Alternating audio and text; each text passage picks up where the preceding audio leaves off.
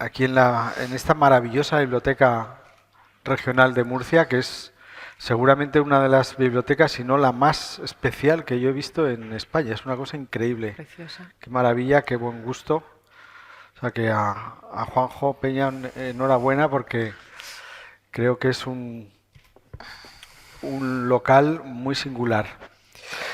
Bueno, pues una gran alegría mantener esta conversación en la que luego voy a dar la palabra al público para que podáis hacer las preguntas que os apetezca, con una actriz también extraordinariamente singular del cine especialmente del cine y del teatro en España en los últimos 30 y tantos años. Yo la descubrí como actriz, como muchas otras personas, en una película que Juanjo, por cierto, acaba de evocar, Amo tu cama rica, de Emilio Martínez Lázaro, en el año 1991-92, cuando se estrenó una película exquisita, extraordinaria, diferente, y que aunque su protagonista, Ariadna Gil, había hecho otras películas en Cataluña especialmente, pues esa es la que la dio a conocer entre los aficionados y bueno, nos quedamos deslumbrados por la personalidad de Ariadna, por su calidad interpretativa, por esa mezcla de encanto, de distinción, de elegancia, de belleza que tenía y que 30 y tantos años después sigue manteniendo. Nos deslumbró entonces y nos sigue deslumbrando ahora. Es una de las actrices más genuinas que yo he conocido en mi vida. No se parece a nadie y sigue manteniendo las cualidades que le descubrimos desde el primer momento, pero claro, maduradas y matizadas por una experiencia profesional que ya es muy amplia. Entre sus grandes trabajos, pues aparte de Amo tu cama rica, recordamos desde luego películas como Belle Époque, de Fernando Trueba, Los peores años de nuestra vida, también de Emilio Martínez Lázaro, como Amo tu cama rica, obra maestra, Vivir es fácil, Con los ojos cerrados y Soldados de Salamina, con David Trueba, El embrujo de Shanghái, también con Fernando Trueba, El laberinto del fauno, con Guillermo el Toro, A la triste y Solo quiero caminar, con Agustín Díaz Llanes, o Malena es un nombre de tango, con Gerardo Herrero, Tranvía la Malvarrosa, con José Luis García Sánchez. Ha trabajado con directores de muy diferentes generaciones. Ahora, el año pasado, se estrenó una ópera prima de Carlota González, La casa de los cactus, una chica de 26 años, o sea, que ha conectado con las sensibilidades de diferentes cineastas de distintas generaciones, y al mismo tiempo su carrera y su trayectoria del teatro es impresionante desde el principio hasta ahora mismo, con grandes personajes y grandes funciones, como vamos a hablar a lo largo de la charla. Así que, Ariadna, Ari, bienvenida aquí a la Biblioteca Regional de Murcia. Un placer Igualmente, Luis. compartir contigo este rato. Aparte, no he de ocultar que somos grandes amigos casi desde el principio de su carrera. Nos conocimos, antes hemos echado cuentas, pues nos conocimos hace 32 años y somos casi como de la familia. Y bueno, yo, aparte de mi admiración profesional, es que es un ser humano impresionante. Bueno, Ari, vamos a trazar como una especie de retrato de tu trayectoria en base a circunstancias, a recuerdos y a reflexiones y observaciones que nos puedas hacer sobre tu propia carrera, sobre tu profesión. Y de entrada, seguro que todas las personas que hay aquí tienen interés en saber cómo surge en ti la vocación para ser actriz, para elegir esta profesión tan extraña, tan maravillosa, a veces tan cruel, como es la interpretación. Que yo sepa, en tu familia no hay antecedentes de intérpretes, pero sí que formas parte de una familia con una gran sensibilidad a la cultura, con unos hermanos también dedicados a la música, o sea que sí que es verdad que en tu entorno había una especie de amor por la cultura. Bueno, se me ha olvidado decir que su abuelo paterno es murciano, Sí, que eso es un detalle interesante para comentar aquí en esta biblioteca. sí. Bueno, cuéntanos un poco cómo se generó en ti ese deseo de ser actriz. Pues la verdad que yo creo que desde muy pequeña, creo. O sea, es una sensación, bueno, de pequeño no sabes lo que es ser actor o actriz, simplemente yo veía mucho la tele, me acuerdo de ver mucho la tele más que ir al cine, como un poco más mayor, pero de pequeña ver la tele, ver historias, ver las películas, ver las series que veía. Y fijarme siempre en ese momento en si había un niño o una niña en particular, o un niño, me daba igual, pensar, son niños como yo y esto lo podría hacer, ¿no? O sea, desde muy joven tengo ese recuerdo de ese deseo, pero un deseo, pues claro, sin saber muy bien de qué se trataba. Pero es verdad que como con 11 años a mi madre sí que le dije que quería estudiar teatro y que donde se estudiaba, y mi madre me llevó a la Escuela de Teatro de Barcelona y fuimos ahí a preguntar a recepción y dijeron, no, no, hasta los 17 es la edad mínima, y yo me fui tan contenta y dije, bueno, pues hasta los 17, o sea que no lo sé muy bien de dónde viene, pero es verdad que era algo como que tenía ese deseo desde muy joven. Tenía siempre como... siempre me imaginaba estar en otro sitio del que fantaseaba mucho en historias que me pasaban, como esa capacidad o ese deseo de ser otra. También lo recuerdo desde muy joven, que yo creo que tiene probablemente algo que ver, ¿no? Esas ganas no sé, eso de estar en otro sitio, ¿no? No porque estuviera mal donde estaba, pero que no, pero me imaginaba, volvía del colegio y me imaginaba que delante de mí, el portal de mi casa, había un caballo, yo me subía a él y me iba, o sea, eso era todos los días, ¿no? Entonces era como, ¿no? ¿Dónde se hacen esas cosas? ¿Dónde pasan esas cosas? En las películas, ¿no? O en la tele, y, y así fue como eso, como a los 17 pues dije, pues ahora puedo, ahora me voy a presentar aquí a ver si entro en esta escuela y entré y entonces empecé a estudiar. O sea, fue una cosa como muy... Bueno, ya antes había rodado con Vigas Luna un día en una película que se llama Lola, Con Ángela Molina. por casualidades de la vida, con 16 años, o sea que ya un poquito antes empecé a hacer alguna cosa, ¿no? ¿Y qué tipo de casualidad fue la que te llevó a Pues Lola? una casualidad como mi hermano, que yo tengo dos hermanos mayores, que tenían en ese momento una banda de música, y mi hermano mayor conocía a una chica que estaba editando una revista que solo salía en 3 números, muy underground, así, una revista que se la autoeditaba ella, donde había cosas de moda, de música, de pintores, de arte, que se llamaba VO, y era amiga de mi hermano. Y entonces esta chica quería hacer unas fotos como de moda y tal, y le dijo, ¿no tienes una hermana rubia con pelo largo? Y dijo, no, tengo una hermana morena con pelo largo y tal. Y entonces nos conocimos en Barcelona un día y hicimos unas fotos con unas cosas de moda. Y en una de esas fotos, que fuimos a la playa a hacerlas, yo tenía el pelo muy largo, había una foto que no es que me pareciera, más quisiera yo, a Ángela Molina, pero sí que había algo del pelo muy largo, muy morena. Y Vigas Luna en ese momento buscaba a una chica muy joven que hiciera de hija de Ángela Molina.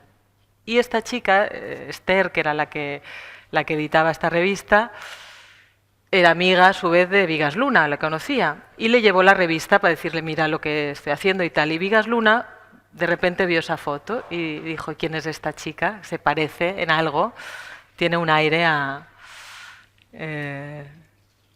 y entonces me llamaron para un casting y fui al primer casting de mi vida, que era como en una nave grande así, y entonces había una cámara y una silla Y como tenía que bañarme en una piscina, la prueba era en bañador. Entonces el primer casting era ir en bikini y entonces tenías que andar, sentarte, levantarte e irte.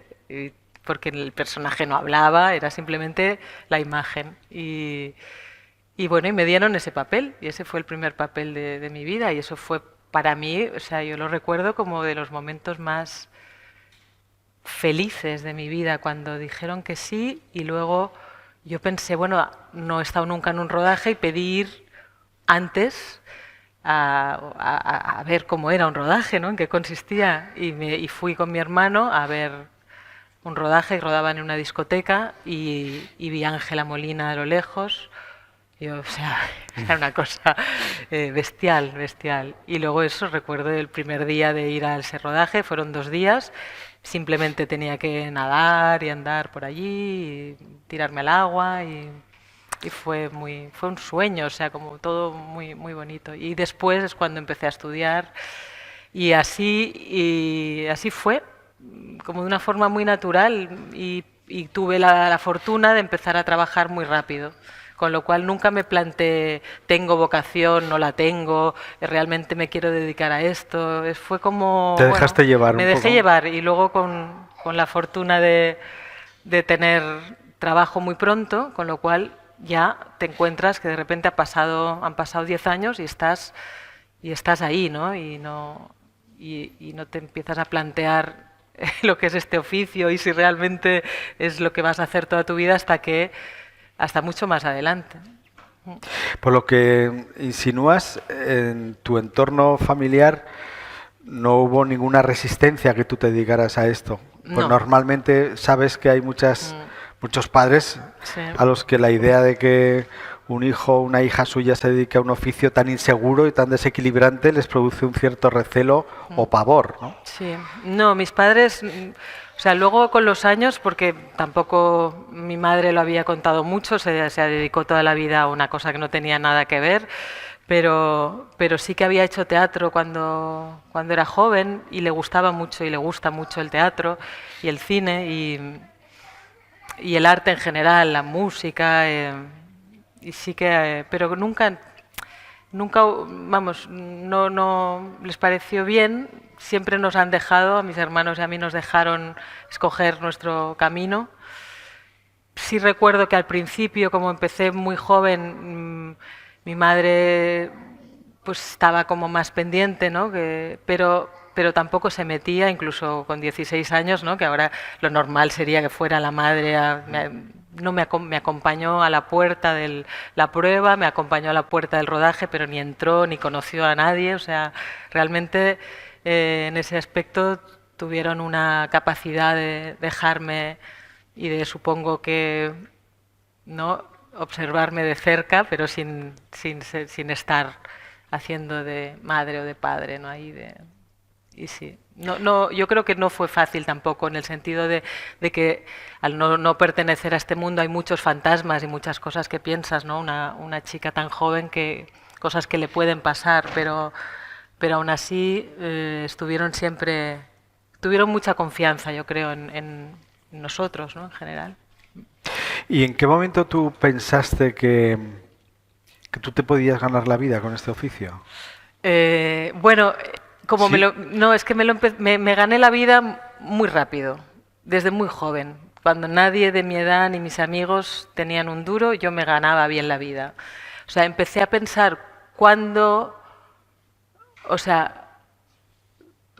ahora va a empezar cuando dejo de ganarme la vida, mucho más tarde. O sea, es como lo otro, eso nunca me lo planteé, porque desde muy pronto empecé a trabajar y las necesidades que tenía eran muy pocas, económicas, ¿no? Entonces todo lo que hacía pues siempre he podido hacer lo que he querido, pero ha sido mucho después, cuando de repente se acaba el trabajo, que dices, ahora es cuando empiezo a no ganarme la vida y ahora esto cómo es, ahora qué hago, ¿no?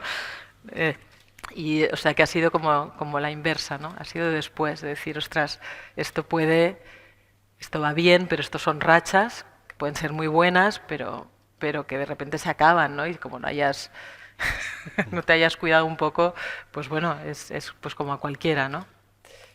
He comentado antes que sin duda fue Amo tu cama rica la película que te puso en el mapa de toda del cine español. Y claro, es que encadenaste un par de películas, Amo tu cama rica y luego Belle Époque y luego Los peores años de nuestra vida, que tuvieron una gran repercusión, muy potentes, por la que te dieron premios como el Ondas por Amo tu cama rica, el premio Goya a la mejor actriz protagonista por Belle Époque. O sea, que entraste un poco en nuestra vida como un obús. Y yo no sé si eso te dio una idea engañosa de lo que era realmente este mundo, esta profesión. Es que como tampoco sabía cómo era y como fue esto al principio muy rápido, es como que lo vives, realmente lo vives creyendo que eso es lo normal y lo natural y eso es lo que pasa cuando te quieres dedicar a esto y luego te das cuenta que fue excepcional, realmente excepcional y que es mucho, que en general para todo el que está empezando en este oficio es mucho más difícil y costoso y no es lo normal empezar y que te lleguen protagonistas, ¿no?, en películas una detrás de otra. Y en ese momento no lo valoraba realmente como algo, me parecía que era lo que era normal que me pasara.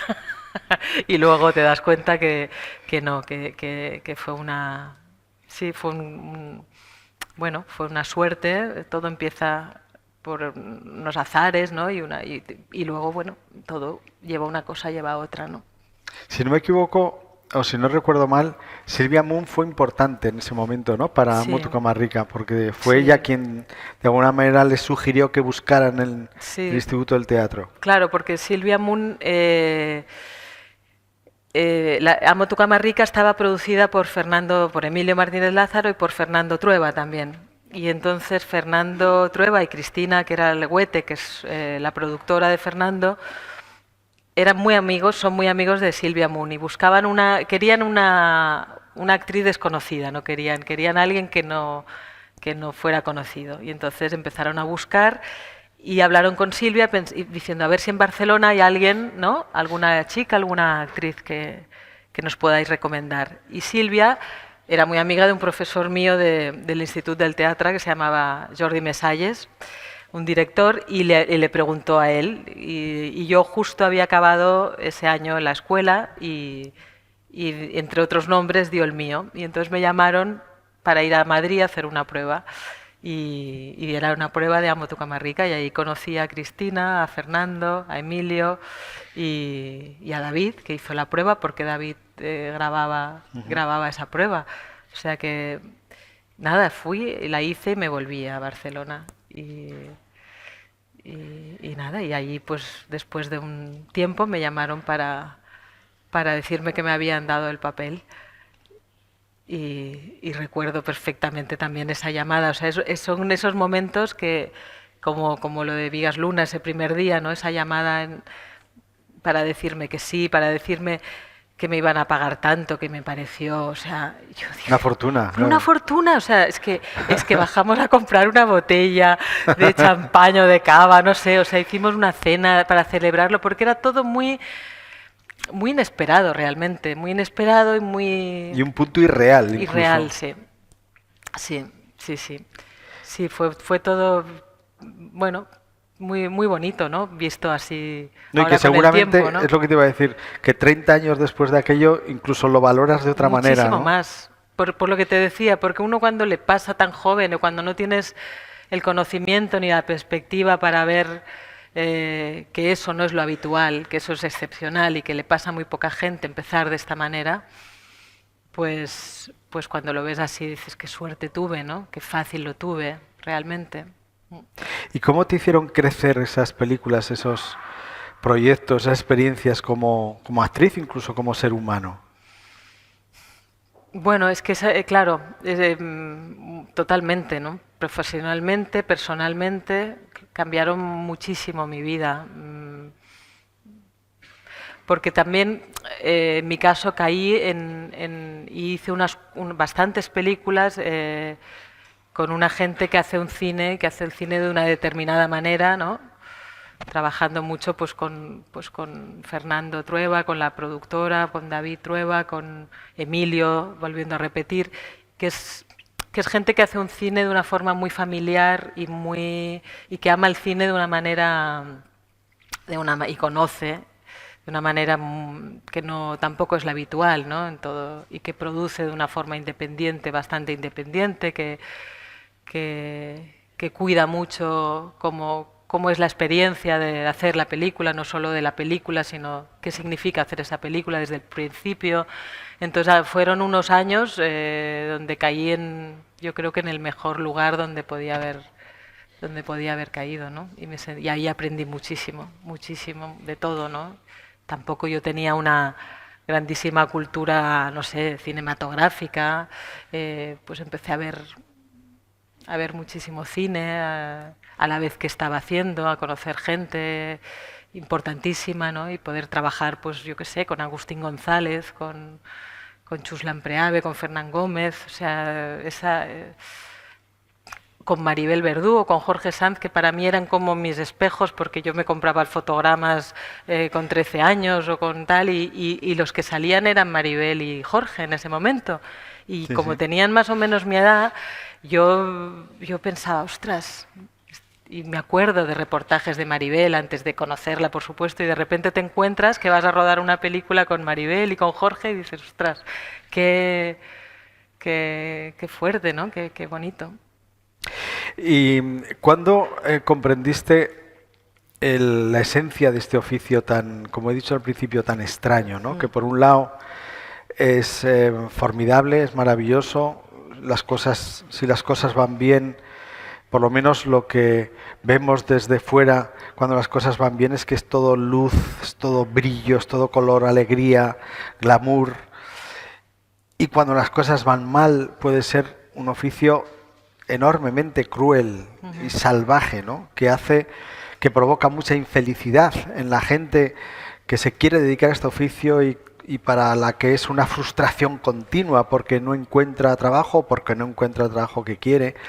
Pero al mismo tiempo hay destellos de gran fulgor cuando encuentra un personaje en una película, en una obra de teatro que le hace feliz. Yo creo que existen muy pocas profesiones capaces de provocar sentimientos tan extremos, ¿no? Como la de la interpretación. ¿Cómo lo vives tú eso? Bueno, sobre todo porque es un oficio que no puedes o sea, que no puedes generar tú solo.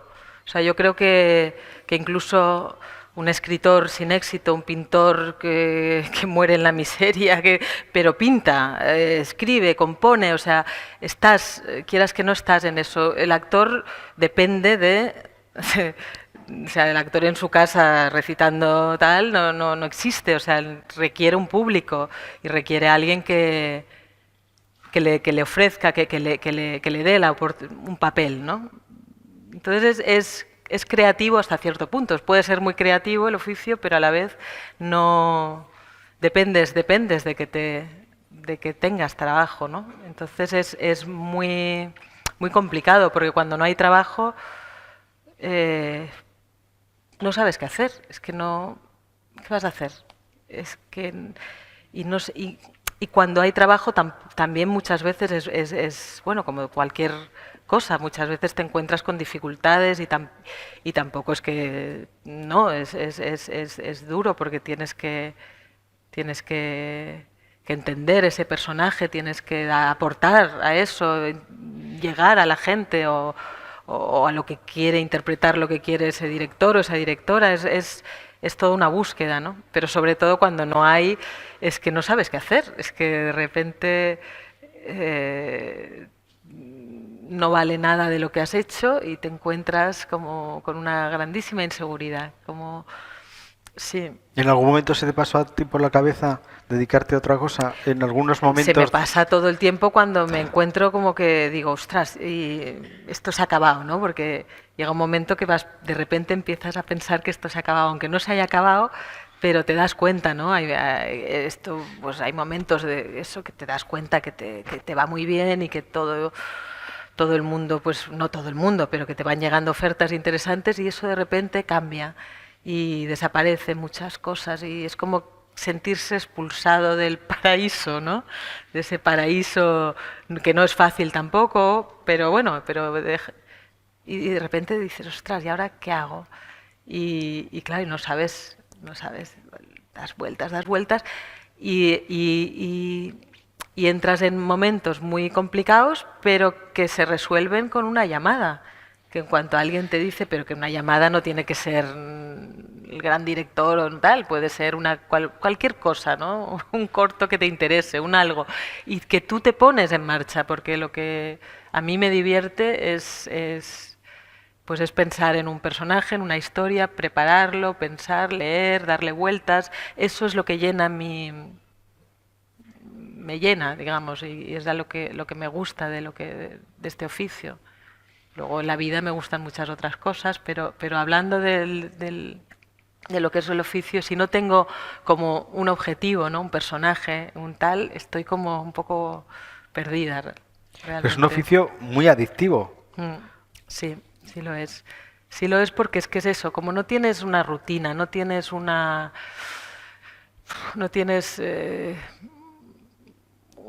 entrenamiento cada día, o sea, no es tu rutina y se pone todo en marcha cuando tienes un proyecto. Cuando tienes un proyecto delante, y si es dentro de 6 meses, bien, o sea, no hace falta que sea mejor, porque entonces sabes que tienes todo ese tiempo para, si lo requiere y si puedes, pues preparar, leer, no sé, entrar en esa historia, ¿no?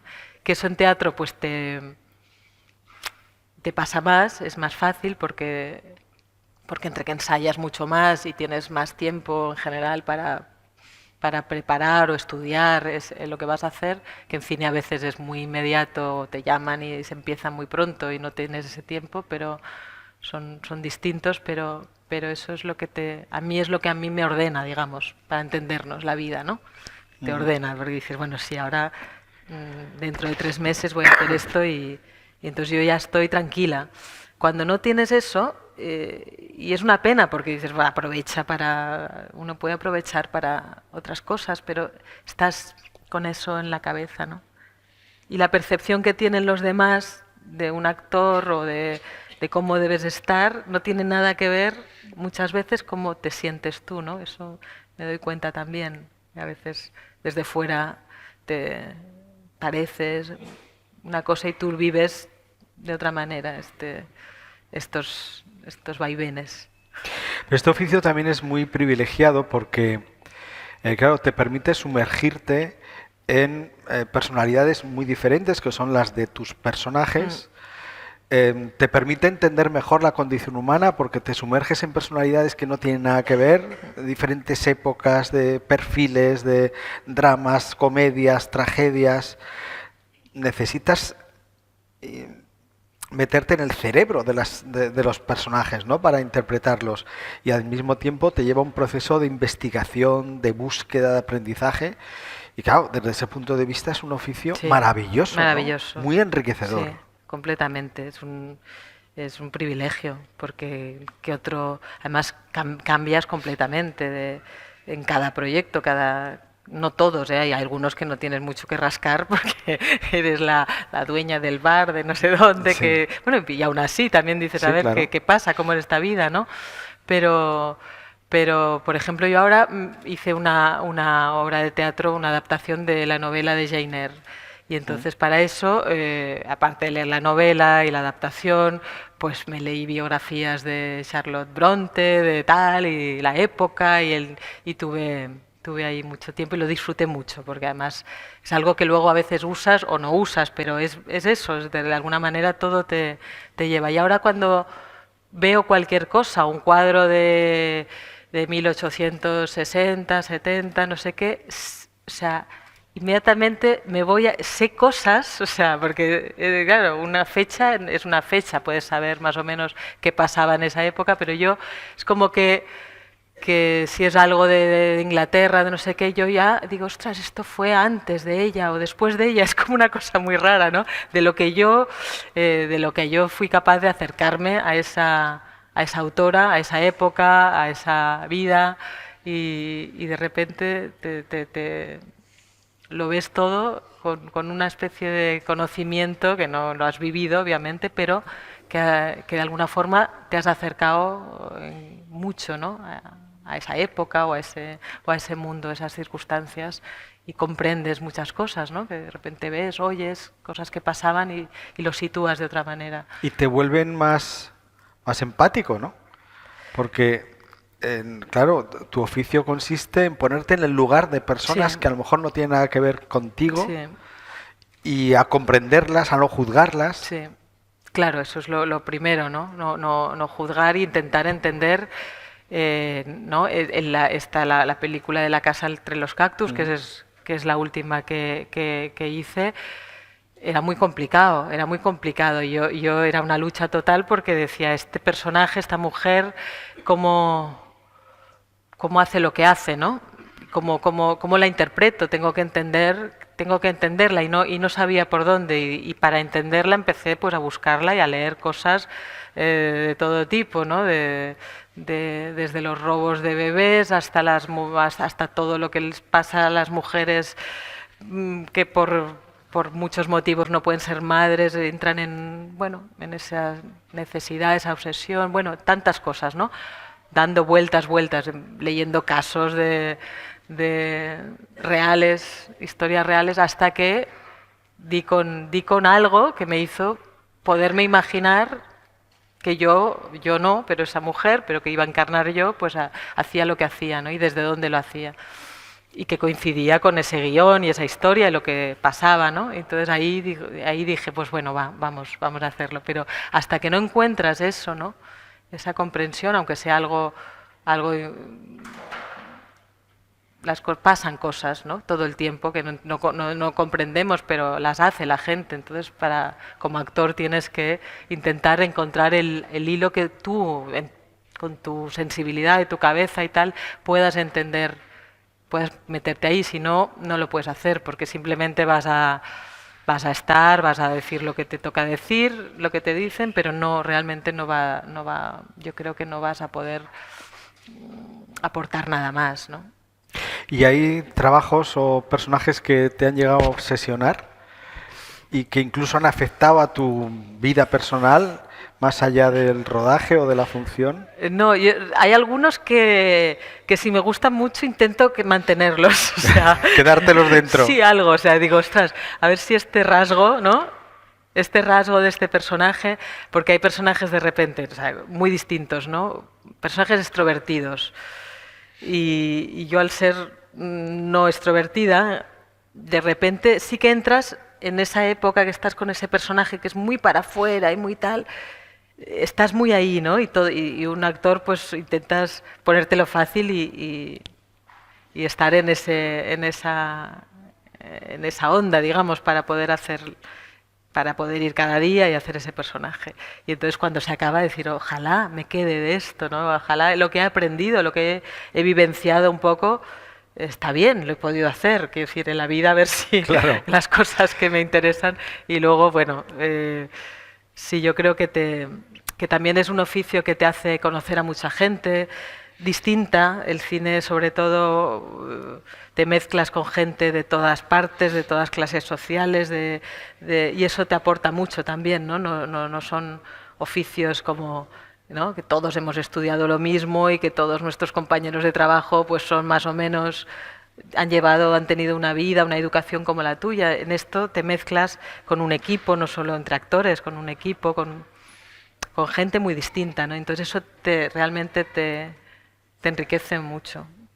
Has comentado que te reconoces introvertida y me he acordado de una gran referencia común que tenemos Ariadna y yo, que es Fernando Fernán Gómez, que decía que la inmensa mayoría, que había tantos actores y actrices tímidos, porque claro, se sentían muy atraídos por un oficio que les permitía, cuando lo desarrollaban, dejar de ser tímidos sin miedo, ¿no? Sí. O sea, que al tímido dentro de un personaje se siente muy a gusto. Muy seguro. O sea, te sientes muy identificada con esa reflexión. Claro, cuando Fernando lo contó y lo explicó tan bien y lo explicaba tan bien, yo ahí me di cuenta, porque es una pregunta que siempre te hacen, ¿no? ¿Cómo puedes, no? Uno dice, pues soy tímida, o a tantos actores tímidos. Y la gente no lo entiende. ¿Cómo vas a ser tímido si te subes y hablas y eres capaz, ¿no? Y entonces Fernando lo contó perfectamente, ¿no? Porque decía yo que él era un gran tímido, y decía que era un gran tímido, pero claro, que la timidez es el miedo a no saber cómo va a reaccionar el otro, o qué va a pasar, ¿no? O sea, uno siente esa ansiedad viniendo aquí diciendo, a ver qué va a pasar. Pero si yo sé lo que va a pasar, si yo sé que, ¿no? Incluso yo sé que ¿no? A mí me dice, no, tú subes al escenario y esta señora te va a dar una bofetada. No pasa nada. Yo sé lo que va a pasar, yo sé cómo voy a reaccionar. Con lo cual no tengo miedo al no saber, que eso es lo que nos da miedo. Lo que le da miedo a la gente tímida es entrar en un lugar con gente que no conoces o que no tienes confianza y no sabes si te van a sonreír, bueno, y ahí está la clave, ¿no? Que es perfecto, es el oficio perfecto para los tímidos, es el mejor oficio, porque tú sabes lo que tienes que decir, lo que te va a decir el otro, sea lo que sea, y estás sobre terreno seguro. Pero al mismo tiempo el oficio ha hecho que seas menos tímida.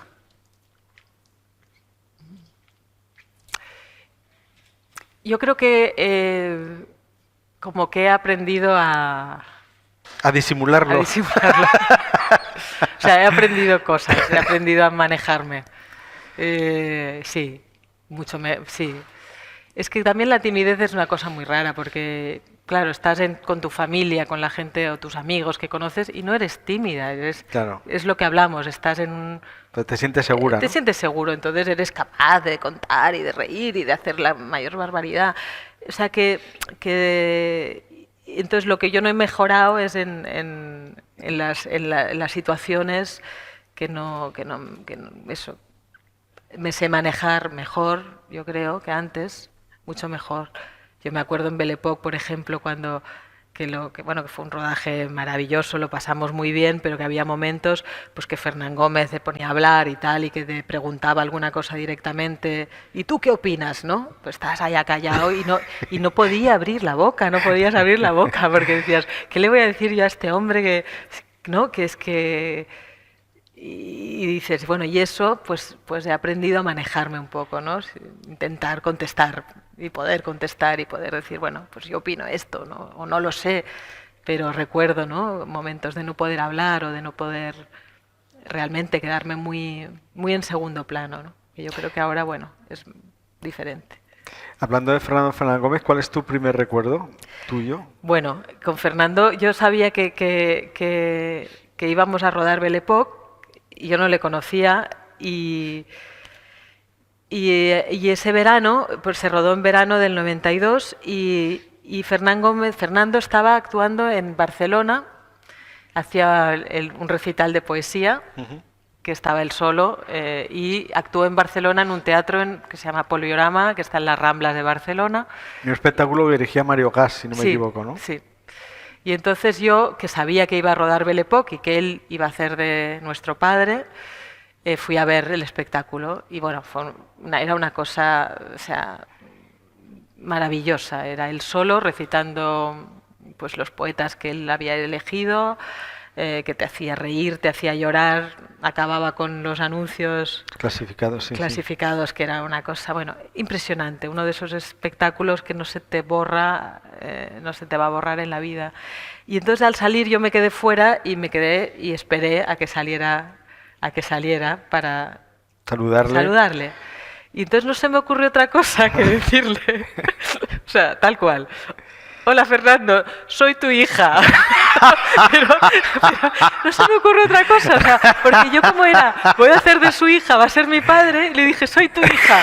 Y entonces la cara de Fernando, claro, se quedó horrorizado diciendo, ostras, ¿cómo que es mi hija? Y yo digo, ostras, y luego, y nada más, no hablamos, yo creo que ni le aclaré, y claro, yo dije, Dios, y digo, pero ¿cómo le digo esto? Ya me fui, no sé qué. No, yo creo que luego, no, que voy a estar en la película de Belle Époque y tal, muy bien, tal, nada más, pero la cara de Fernando, lógicamente, papá, hola papá. Y o sea que ahí le conocí, ahí eso fue la primera vez, y luego ya en el rodaje, ¿no? En Portugal. sí, sí, en el Que yo tuve rodaje. la suerte de compartir porque estuve ahí con David Trueba, íbamos para un fin de semana y nos quedamos un mes de la magia que Sí, percibimos desde el primer instante, sí, lo que nos pudimos reír sí, y disfrutar sí, en aquel sí. mes en Portugal. Mm. Y luego David Trueba y yo hicimos con Fernando Fernán Gómez un documental, La silla de Fernando, donde tratábamos de retratar ese don genial que tenía para hablar y para conversar y las cosas que decía de la vida y tal. Y Ariadna fue nuestro gran cómplice como productora y muchas cosas más. Ingeniera de sonido. Ingeniera de sonido. Le poníamos ahí el micro a Fernando. Sí, eso fue un privilegio y un lujo, ¿no? Estuvimos ahí bastantes días Sí, en esos unas días. sesiones de donde él se sentaba en el mismo lugar, con la misma camisa cada mañana y maravilloso, la verdad. Es que, claro, hay gente que es única, ¿no? En su forma de pensar, de hablar, de ver el mundo, ¿no? Y él, una Sí, lo persona, era, sin lo era duda. absolutamente, y escucharle era, te sentías, ¿no? Como, vamos, el mayor privilegiado de Un poder lujo estar ahí, total. un lujo total, sí. Has hecho mucho cine, pero has hecho también mucho teatro y siempre a los intérpretes una de las preguntas clásicas es cine, teatro, televisión, ¿qué prefieres? Pero es una pregunta que tiene sentido porque yo creo que la actitud, el tipo de excitación que te producen los medios es muy diferente, Ujú. lo que das de ti misma es muy diferente, lo que encuentras es muy diferente. ¿Cómo describirías tú esas distancias, esas diferencias entre un medio y otro? Sí, O sí, lo que han aportado cada sí. medio a ti Mm, como actriz. mm. Yo a mí, o sea, sigue. Para mí el cine eh,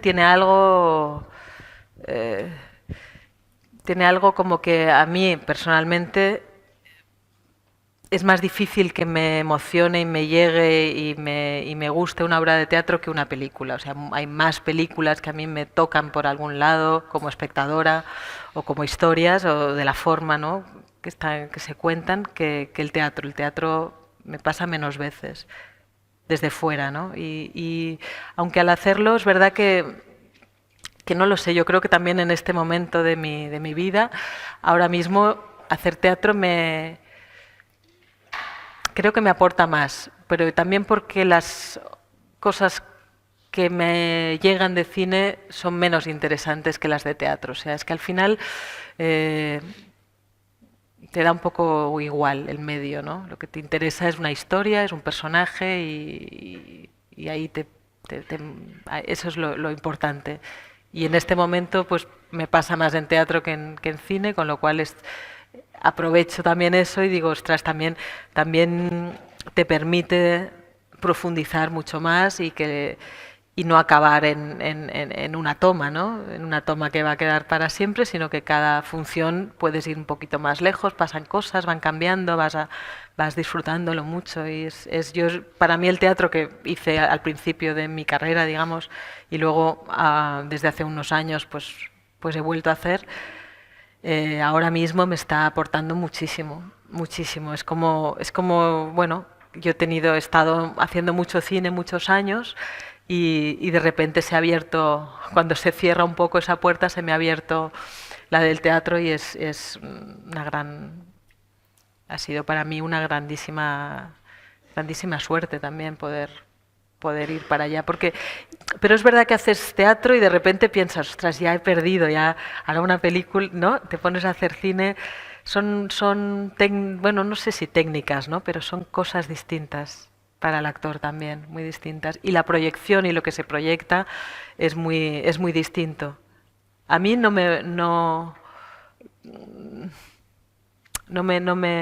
busco, digamos, el éxito a esa cosa como de fuera. No es algo que he buscado nunca, ni ahora tampoco. Es más como una búsqueda más personal, ¿no? De cosas que a mí me gusten y que intentar pues que guste a la gente, obviamente, que lleguen.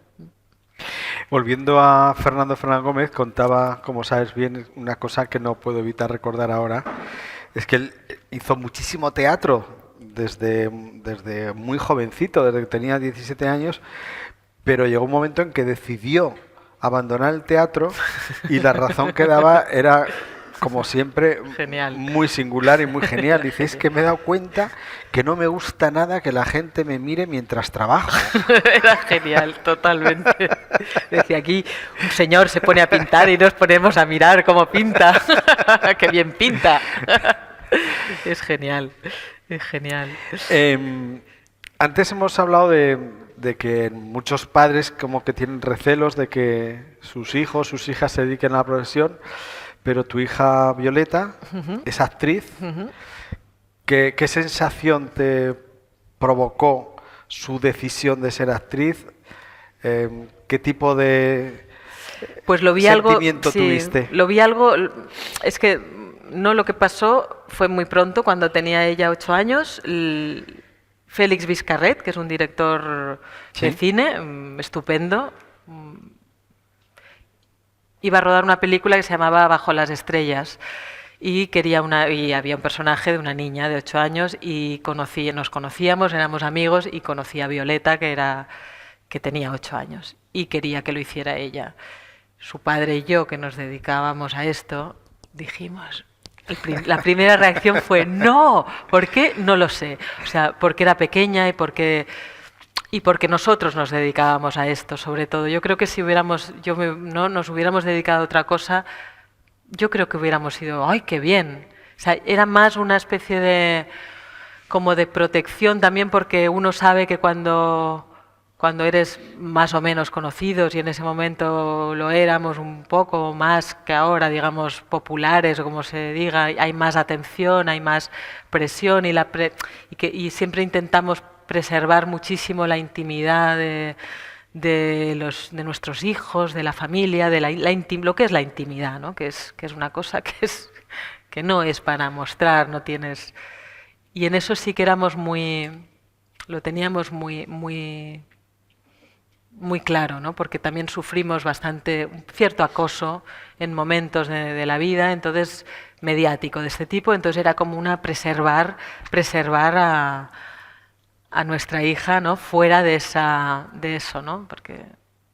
Y entonces la primera reacción fue no. Luego, de repente, ostras, claro, pensamos, si esto es lo que más nos gusta y es maravilloso y es un papel precioso y es una película que va a ser preciosa, y luego que ella no nos lo va a perdonar nunca si no le dejamos, porque lo quería hacer. Entonces ahí cambiamos y dijimos, y fue realmente, yo creo, una experiencia muy buena para ella, fantástica, pero claro,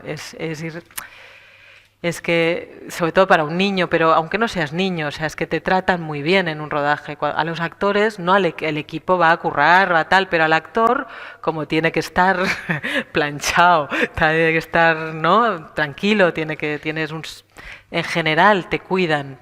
No es que te mimen ni te lleven tal, pero te sientes cuidado, te sientes que tienes un lugar, ¿no?, en el mundo, ¿no? Tienes un lugar donde hay gente que está ayudándote a que hagas eso, ¿no? Y tú estás ayudando a la vez a contar una cosa. Pues para un niño eso ya, imagínate, ¿no? Todo un mundo de adultos, ¿no? No a tu servicio, pero que te acompaña, que te cuida, que te tal, pues claro, yo pensé esto de aquí. Pero bueno, luego ves a otros niños que hacen cosas y que luego no quieren dedicarse a eso nunca más. Pero en este caso, pues realmente, como en todo, ¿no? Yo lo que pienso es que no hay oficio, digamos, seguro, ni la vida ni nada es para siempre, como decía Fernán Gómez también con respecto al piso para toda la vida. No, nada es para toda la vida. Quiero decir que cualquier camino que escoja un hijo, pues tienes que acompañarlo, porque nada le va a asegurar ni la felicidad, ni el trabajo, ni tantas cosas, ¿no? Entonces, ¿qué hay que hacer? Pues eso. Y en este caso, pues bueno, puedes acompañar mejor porque conoces con lo que se va a encontrar, pero también las cosas cambian mucho. Yo creo que ha cambiado mucho cómo es para alguien joven ahora que antes. Han cambiado, las cosas van cambiando, entonces bueno, lo va a acompañar, ¿no? Como harías si se dedicaran a otra cosa. Ahora vas a representar una función de teatro en Madrid Sí. que ya has hecho en Barcelona. Ujú. Cuéntanos un poco, me parece que es tu proyecto más inmediato. Sí, esto es, es una obra de teatro que llevamos haciendo hace más de un año, que estrenamos hace más de un año, y ahora estaremos en Madrid y en alguna otra ciudad. Y es una obra, es una obra que está hecha. La idea surgió porque se cumplían los 30 años también, ¿no?, de la guerra de Bosnia. Entonces, de alguna manera, un colectivo de gente quiso ir a Bosnia a ver qué pasaba, qué había pasado y hacer un documental, sobre todo con mujeres que habían sufrido violaciones en esa guerra y los hijos que habían nacido, que ahora tienen 25 años, 30 años. Entonces se hizo un documental y de ahí se hizo una dramaturgia también y se ha hecho esta obra de teatro que se llama Hay alguien en el bosque y que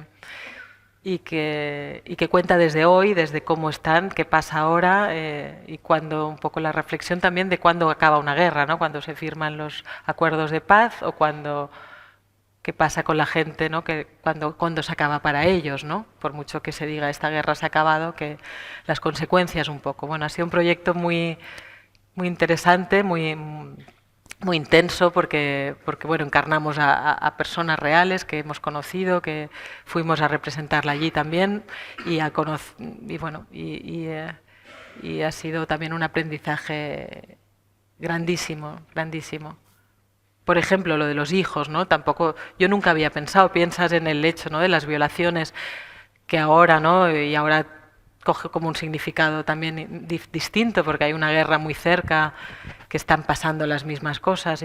Pero en los hijos, ¿no?, nunca había pensado yo en eso, por ejemplo, ¿no?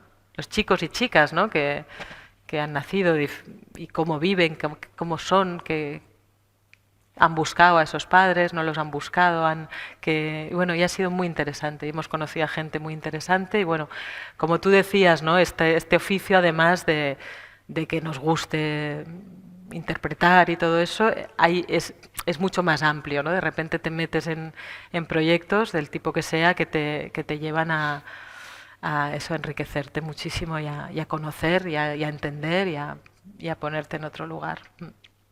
Y acabas de rodar tu participación en una serie con Carmen Maura. Sí. Y con Eva Longoria, sí. Para Apple TV. Sí. Cuéntanos un poco cómo es esa serie. Pues es como una comedia romántica, pero también con cierta intriga. Y es la historia de tres mujeres, de tres generaciones: Carmen Maura, una hija que tiene, que es Eva Longoria, y una nieta. Y es estas tres mujeres que viven en Estados Unidos, pero tienen que salir huyendo por unas determinadas razones, y se van al pueblo de la madre, un pueblecito donde la madre se fue, Carmen Maura, embarazada cuando tenía 16 años, y vuelven para esconderse, básicamente, pero ahí de alguna forma reencuentran pues todo el pasado, ¿no? El pasado que dejó esa mujer cuando se fue, familia, amores y bueno, una serie de cosas. Y es un poco esa es el planteamiento. Cuando ves a gente como Carmen Maura, una mujer que está a punto de cumplir 78 años, o no digamos Lola Herrera, que con 87 años sigue de gira con una función de teatro, o Pepe Sacristán, que con 85 años lleva con un monólogo de hora y media más de 3 años. Qué fuerte, ¿no? ¿A ti eso te parece para ti un futuro deseable? Pues me parece que sí. O sea, me parece, ojalá en todos los aspectos, o sea, que tenga yo 85 años y pueda estar todavía, ojalá, y también ojalá en el sentido de que sigas eso, ¿no? Sigas queriendo hacerlo y encontrando el qué hacer y cómo hacerlo, y que me parecería, sí, me parecería, vamos, me admiran. Es que aparte ahora, ¿no?, yo pues viendo a Carmen Maura, ¿no?, ¿Cómo le ves? O sea, todo lo que sabe, cómo mete cada frase en el momento, no sé, es maravilloso realmente ver a gente con tanta experiencia y con tanta, ¿sabes? Cómo saben cómo sacar cada oro de cada situación, ¿no? Por simple que sea, ¿no? Y es maravilloso eso. Que esta es otra de las grandezas de tu profesión, ¿no? Que me da la impresión de que inyecta vida a la gente. Sí. Inyecta una energía vital extraordinaria, porque también es muy raro en otros oficios, bueno, en el artístico sí, pero ¿no? Encontrar gente que con 87 años, como Lola Herrera, sea capaz, o Pepe Sacristán, de hacer esos esfuerzos físicos, ¿no? Porque es que, o sea, son giras por toda España. Ahora Sacristán se va a hacer esa función a Buenos Aires. Increíble, sí.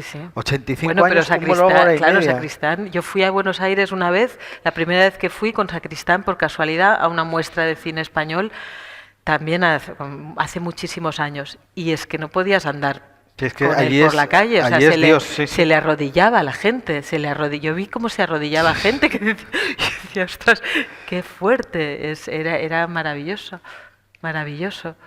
lo que pasaba, pero yo creo que también es un poco eso, ¿no? Son toda una vida dedicándote a eso, donde existe, a ver, uno existe y vive, le pasan muchas cosas, pero es una parte muy fundamental de nuestras vidas, ¿no? Cuando no hay esto, no es como otros trabajos, yo creo, no he tenido otros trabajos, pero donde oigo, ¿no? Que acabas y dices que bien, he acabado de trabajar, claro, y ahora empiezo a vivir. Esto es como muchas veces, pues eres... Es que es una pasión convertida en un trabajo, ¿no? Eres muy feliz haciéndolo, con lo cual cuando te falta, y por eso me imagino que esta gente que no tiene ya probablemente ninguna necesidad ni por qué hacerlo y podía estar en su casa tranquilamente, está mucho mejor poniéndose en ese lugar, ¿no? Y esa adrenalina también sobre todo el teatro, ¿no? que te lleva, y ese contacto con la gente, es algo muy, muy hermoso. Muy bien, pues vamos a dar paso a que preguntéis lo que queráis. Ahí hay una pregunta ya. Sí.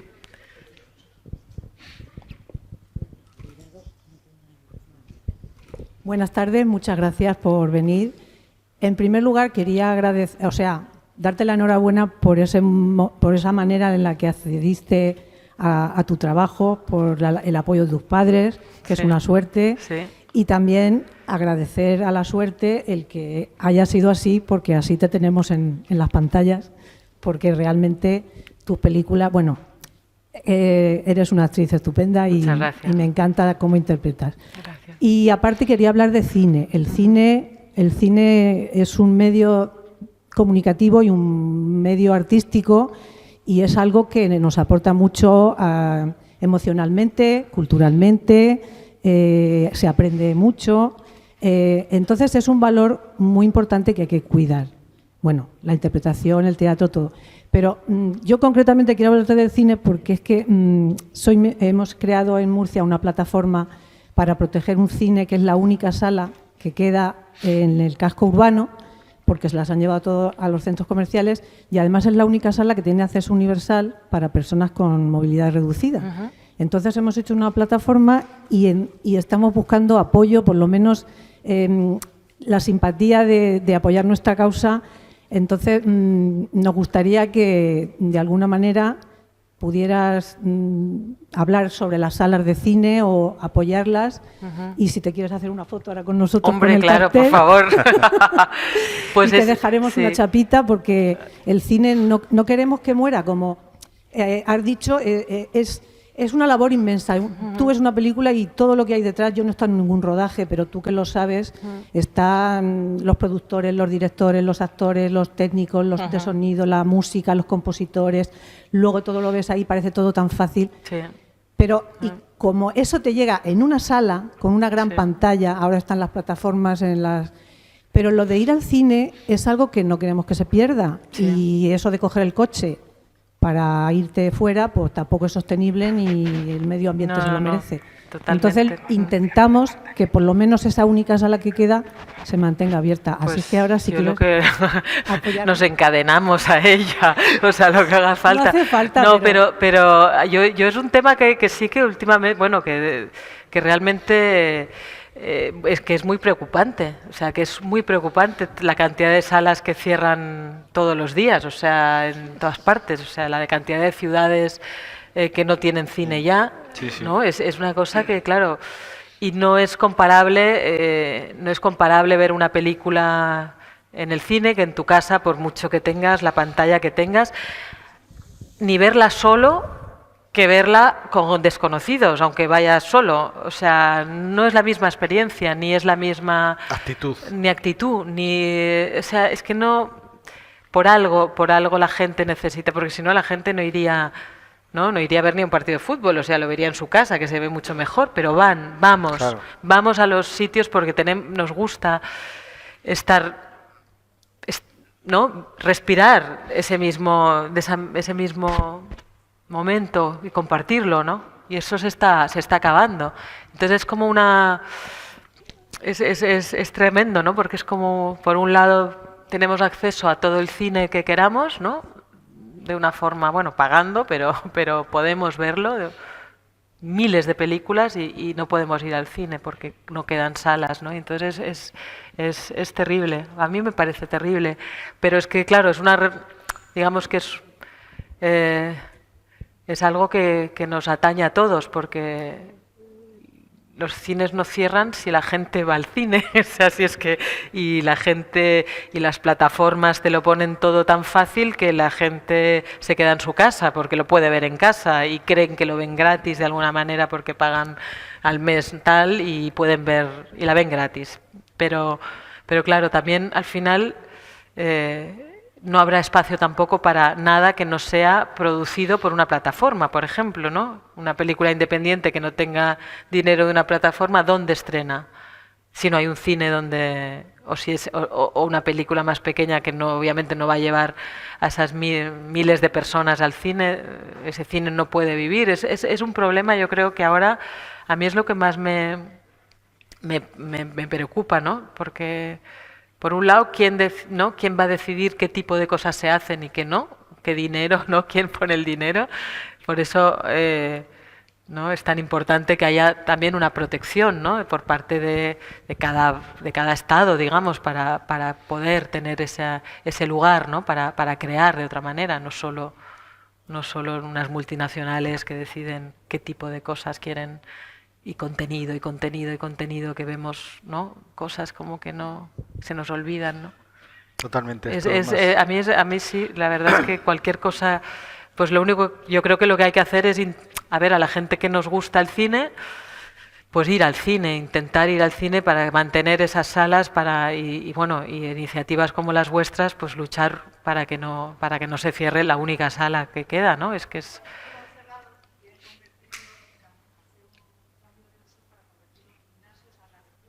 Sí, sí. Sí. ¿Qué queda? Claro. Claro.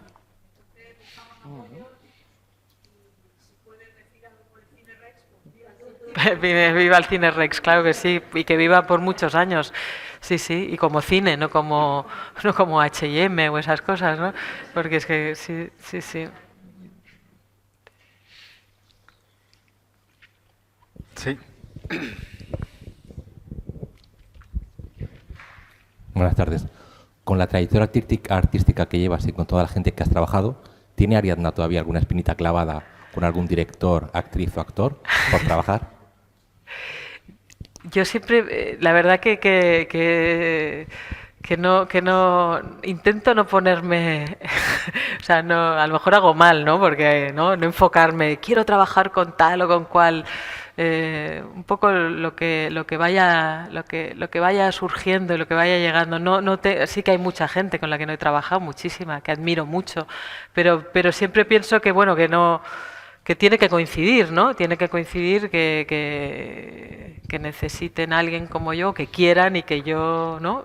Tiene que coincidir, es decir, se me pasó un poco cuando era yo, la verdad que cuando la primera muerte que me afectó en mi vida fue la de Chaplin, que yo creía que iba a trabajar con él de pequeña también, o sea, también tenía, o sea, yo estaba segura, entonces de repente la primera noción de lo que era la muerte fue cuando murió Charlotte, entonces me lo dijo mi madre y yo me quedé perpleja, dije, ¿pero qué significa? Porque yo pensé que iba a trabajar con él y que iba a estar con él. Entonces, a partir, yo creo, de Chaplin y algún otro, dije, bueno, ya no... Pero no tengo... O sea, sí, hay mucha gente a la que admiro y que me encantaría, pero no me enfoco así como en alguien concreto, la verdad.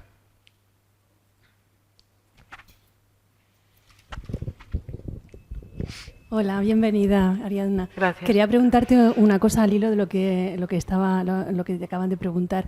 ¿Hay algún personaje histórico, literario, que te gustaría interpretar y que no lo hayas hecho hasta ahora? Pues también me pasa un poco lo mismo, o sea, que en general yo no, o sea, o leo algo o una obra de teatro, no hay, o sea, y no me imagino inmediatamente, o no pienso esto es para mí o esto lo quiero hacer yo, no me pasa. Lo que sí me ha pasado alguna vez es por ejemplo, ahora que me hayan ofrecido alguna cosa que no he podido hacer y que se me haya quedado, o que no he querido hacer en ese momento, y que se me haya quedado como eso en la cabeza, decir, ¿por qué no hice? Porque realmente era algo como que me vuelve y me vuelve y me vuelve, ¿no? Personajes que de repente que me vuelven a la cabeza, que me hubiera gustado hacer. Eso sí me ha pasado, pero tampoco me pasa lo de, es como con los directores, o que los veo, los disfruto y digo, wow, o veo una actuación que me encanta, un personaje que me encanta, pero lo veo con esa persona que lo está haciendo, ¿no? No me veo yo a mí, sino que digo, qué maravilla cómo lo ha hecho, ¿no? Al contrario, pienso, ostras, qué forma de hacerlo, ¿no? O de qué libertad tiene, o que, no sé, Pero algún personaje sí que se me ha quedado como pendiente, ¿no? Porque solo lo pienso cuando es un hecho, ¿no? Cuando es una posibilidad, digamos. Cuando me llega algo, entonces ahí sí que pienso, ¿no? A ver si lo quiero hacer o si lo puedo hacer o no.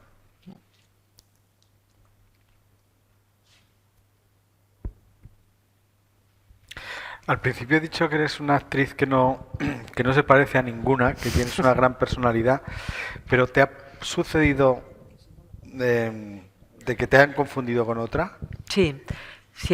A mí durante muchísimos años me confundían con Aitana Sánchez Gijón.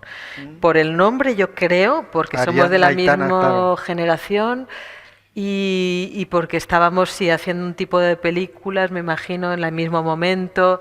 Y sí que Aitana me han llamado, y a ella, cuando la conocí, me dijo, a mí me confunden contigo todo el rato. Digo, a mí contigo somos... Sí, y no es que sí, yo creo que con ellas, con quien más, ¿no? Aitana.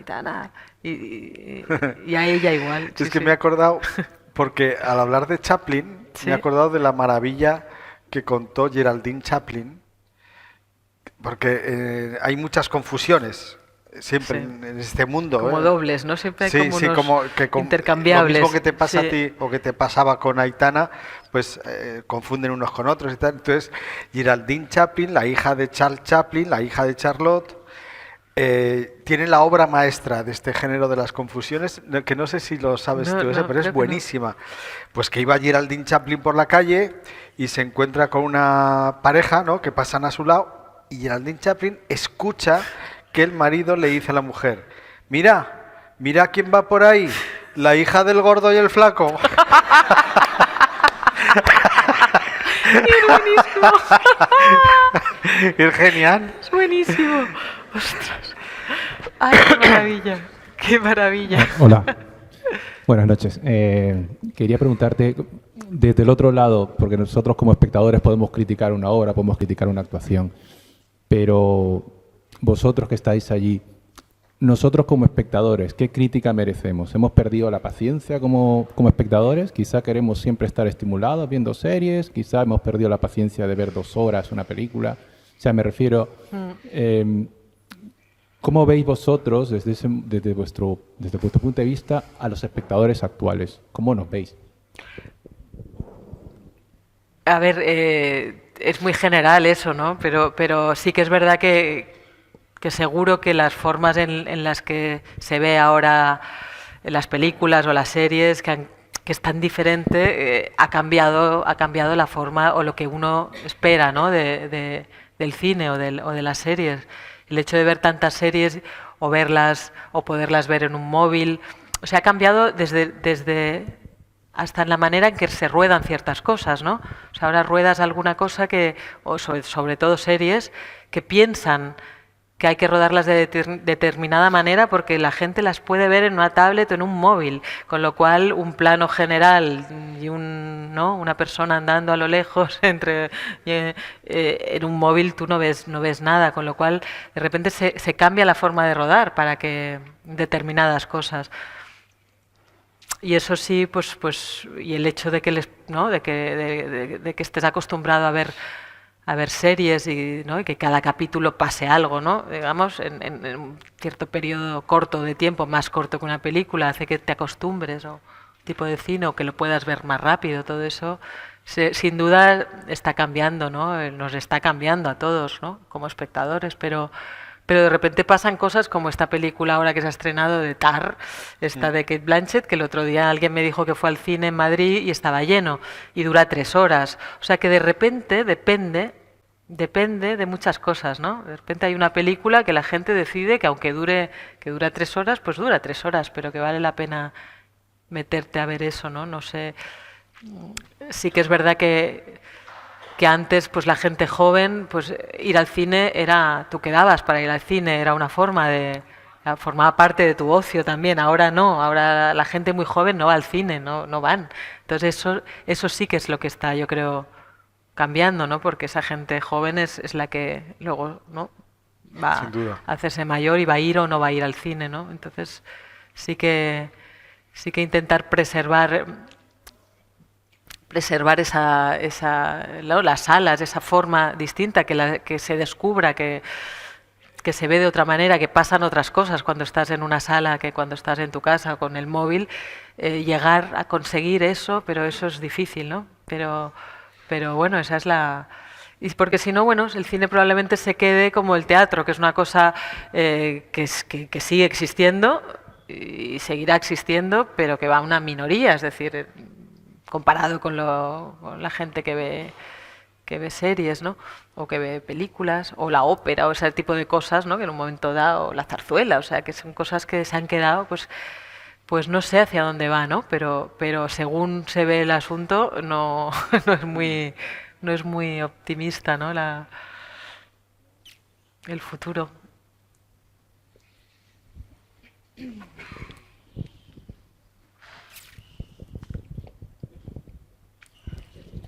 Sí, más que una pregunta era decirte que a mí, que como actriz, de lo que siempre me ha atraído es creo yo, a mí lo que me gusta personalmente es la profundidad que he visto en tus papeles, pero por la voz, por los silencios que creo que muchas veces haces, es una expresión mía, y luego lo que dices con tu mirada, porque cuando te ríes y cierras, hay cosas tuyas que aportas a tus papeles y eso me encanta. Muchas gracias. Y quería decirlo, ya está. Muchas gracias. Muy bien, bravo. Muchas gracias, muy amable. Igual que, Muchas gracias. yo qué sé, Carmelo Gómez me gustan otras cosas, o de José Sacristán, pero que ya tengo cierta edad y digo, hostia, hay actrices y actores que me encantan y me encanta eso. Y cómo se lo llevan a sus papeles, ya está. Y en tu caso... Muchas gracias. Es que yo creo que venimos, o sea, que los actores, aunque uno aspira a poderse, ¿no?, transformar y poder hacer cualquier cosa, y creo que hay algunos que sí, que son súper dotados para eso, que hacen comedia y hacen drama y se transforman y ni les reconoces, pero son los menos, es un tipo de actor. Después yo creo que estamos los demás, ¿no? Que realmente hay algo hay algo nuestro que siempre es, bueno, que claro, que te condiciona pues tu físico, tu forma de ver las cosas, de entenderlas y de alguna forma, aunque intentas ponerte siempre al servicio de ese personaje, ¿no? Que no eres tú, nunca eres tú, pero que quieras que no, pues hay algo que queda de uno, ¿no? Ahí.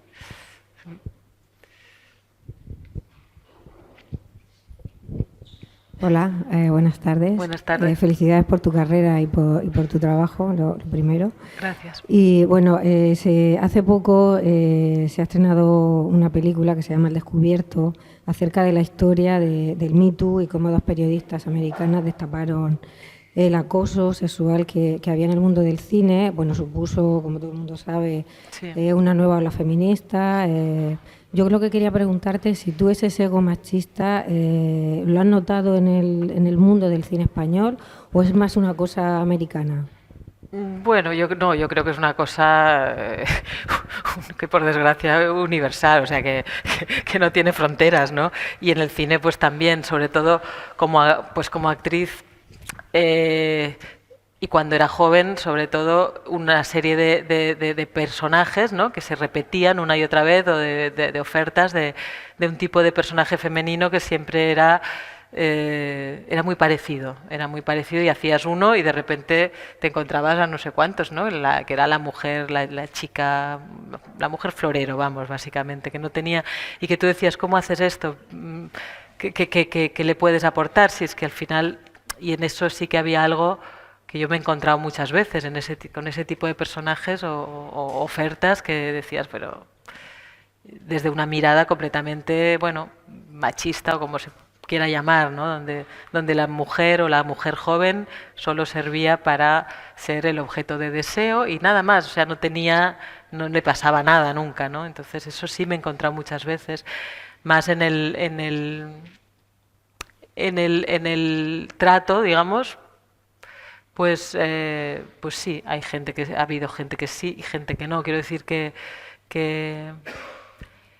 no me parece que sea el medio muy mezclado. O sea, sí que es verdad que había, hasta ahora que está cambiando, había, sobre todo en los puestos de importancia, eran hombres siempre han sido hombres. Había una directora de fotografía o una que llevaba la cámara, entre miles, o sea, no eran, en cambio, maquillaje o vestuario eran mujeres, lo demás era muy de hombres, cosa que ha ido cambiando y que cada vez más, hasta el punto de que directoras que había poquísimas, pues fíjate las que hay ahora y este año la de cantidad de películas fantásticas hechas por mujeres y por hombres, o sea, pero que hay más presencia, ¿no? Y eso ha ido cambiando, por suerte, y bueno, no, gente machista pues la hay en todos lados, yo creo, y en este medio pues también, pero más para mí era eso, ¿no? Abrías un guión, empezabas a leer y te dabas cuenta que estaban calcados todos, ¿no? Los personajes estos que decías no hay por dónde cogerlos, ¿no? Pues la idea que tiene el hombre de lo que tiene que ser una chica, ¿no? Y para qué sirve, y ya está.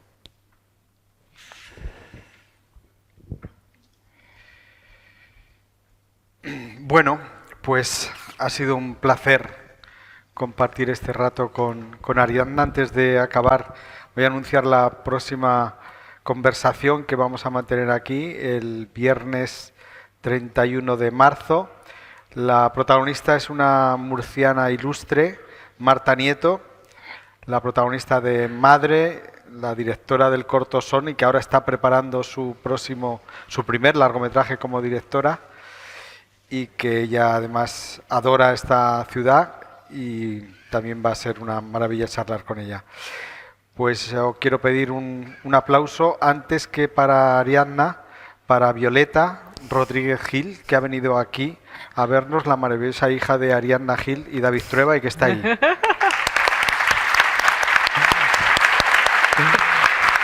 ¡Viva!